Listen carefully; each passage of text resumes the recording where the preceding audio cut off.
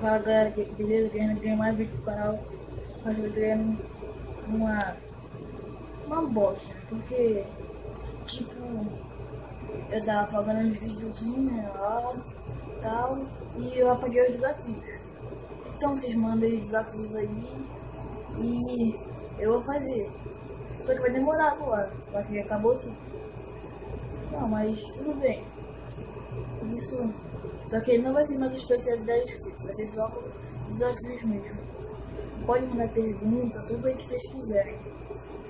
Ah, e meu computador vai chegar, quer dizer, não sei como ele vai chegar, mas não sei. Quando eu chegar, talvez eu traga game. Bota aí no comentário se vocês querem Minecraft, Crossfire, se não gosto. Talvez eu traga, talvez, porque é mais difícil editar essas coisas e eu tenho um editor. Os vídeos que eu faço e pode sou eu mesmo que edito. Então, por isso que é difícil. Como ficar rico, popular, por isso não vai acontecer, mas se eu ficasse eu editei o editor. Aí é isso. E sempre quando eu fizer um vídeo assim de explicação, alguma coisa assim, eu vou botar um vídeo. Sempre não, quando eu der. Botar um vídeo pra você não ficar, tá muito chato, não sei o que. Isso aí é briga de irmão que eu fiz. Se liga aí no vídeo, vocês vão gostar, com certeza. Foi muito legal. Valeu galera, e fui. Caraca, ele quer falar de quê?